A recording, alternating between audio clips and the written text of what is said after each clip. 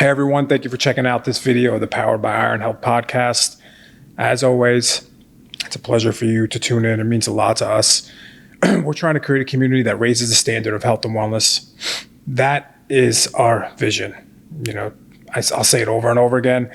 There's a lot of crap out there. There's a lot of healthcare now as a big business, and we really want to change that.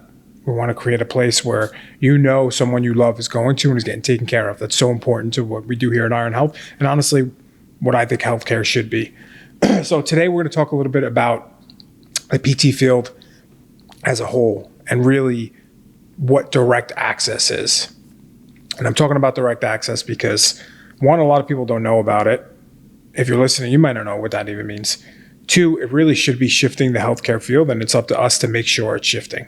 We're going to talk about the specifics of it. We're going to talk about the vision that was sold to us and how we as practitioners have to be the ones to help change that vision and facilitate the change to make sure it gets used to its ultimate ability. So we're going to talk specifically, we're going to start with the history of PT. Physical therapy used to be a profession where there were people who were physician extenders, they called it. What does that mean? Pretty much that means that if you had an injury, you went to an orthopedic surgeon or a medical doctor, and they would have a PT on staff that was an extender of them. So they'd be like, hey, you broke your arm. Go see this PT that's in my office, and they'll help you get back to normal. And that was really the relationship of physician to PT for the longest time. Back then, physical therapists only needed a bachelor's degree. So it was a 4-year undergraduate program.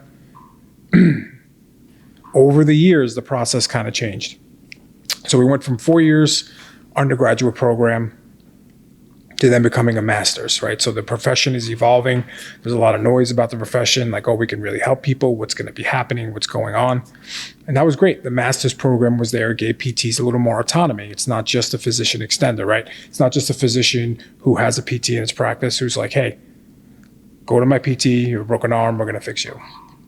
Now, you know, I could talk a lot about that, but just imagine that. You have a whole profession that was founded on someone being an extender to a physician, right? And we came a long way from there. We don't want to be that level. We want to be better than that. We can be, and we should be. So we'll dive more and talk specific on that rant as we go. PTs then went to the master's degree, which was 4-year undergrad, 1-year postgrad. So we had more education, more ability to go to the public and help people off the street. You have shoulder pain, let's see you, let's treat you, let's figure it out.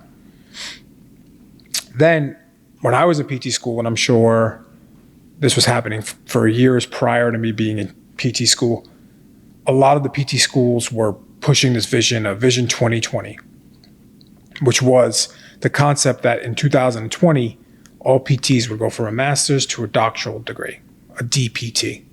So you're a doctor of physical therapy. Now you hear that and you think, wow, I'm going to be a doctor, right? That's usually the first thing.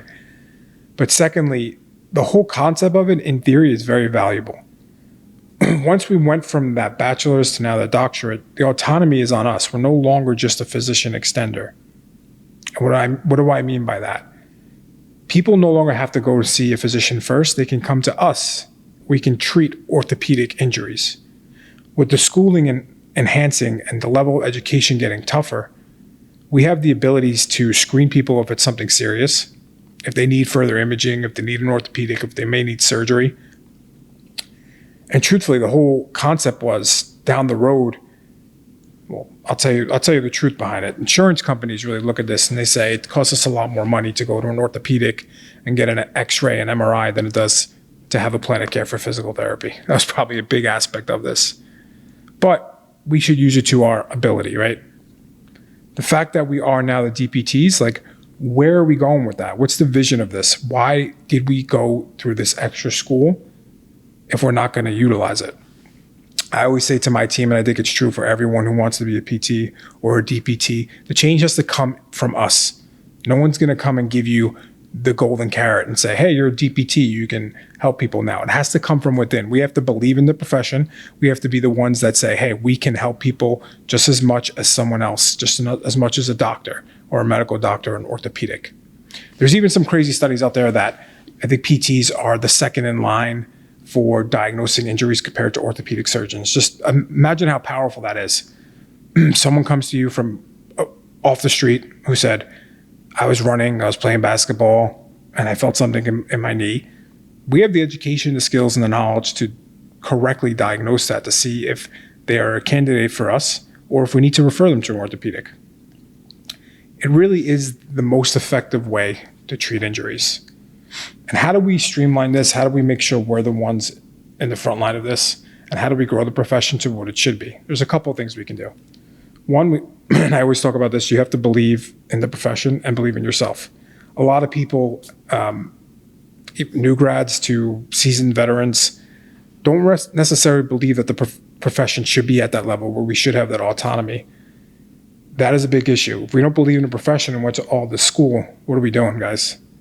We're just hurting ourselves. We're paying all the student debt. We went to all this extra school for what? To continue to be a physician extender. And that may rub some people the wrong way, but the reality is, like, you got to believe in what we do. Because you can get into this just to be, here's a prescription, do this. Like, we have the skills to evaluate, to diagnose, to teach people, to help people. Like, own up to that. That's the first level. The second level is always give back and educate, whether it's educating your clients, educating other physical therapists, educating your families. I can't tell you enough how many people I talk to who I talk about direct access and saying, you can just come to me off the street. They're like, oh, really? I'm like, yeah, this is kind of the new laws. This is what we're set in motion. It actually gives us a leg up. You know, when I was building Iron Health, or currently I'm still building Iron Health, it's a lot of work. I'll preface that in another video, but it gives us a leverage component, right? You can't build a company if you don't have leverage. So you can actually go to the public and educate them and gain clients from them. And now you become a gatekeeper to orthopedics. Like, hey, I have this client who has a shoulder injury. He got hurt playing volleyball, or he got hurt playing golf. Now you can refer out. It gives us a lot of leverage. It helps the profession as a whole, but we have to believe in it and we have to push it. So we got education is the second one. A third one would really be to own it. Like, own the doctor title, own that we're DPTs. Don't just defer out to a doctor. Like, I tell my staff this all the time too, and it's honestly a mindset thing more than anything. Don't say, oh, what does your doctor say? Like, call them what they are. What does your orthopedic say?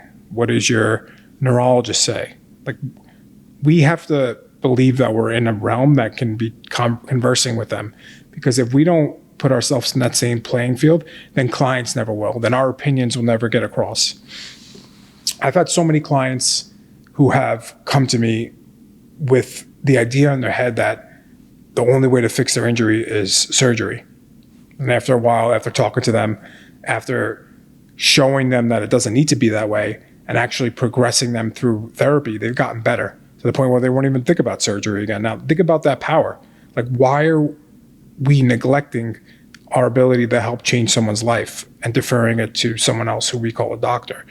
Put us on the same playing field. We need to be on that same playing field, and it starts from within. So those are three basic ways. It truthfully is the most effective way to help people, being a PT and actually having direct access. We are those primary care people for orthopedic injuries, right? We have those skills.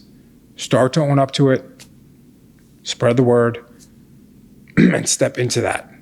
Be the doctor of physical therapy. Thanks for watching.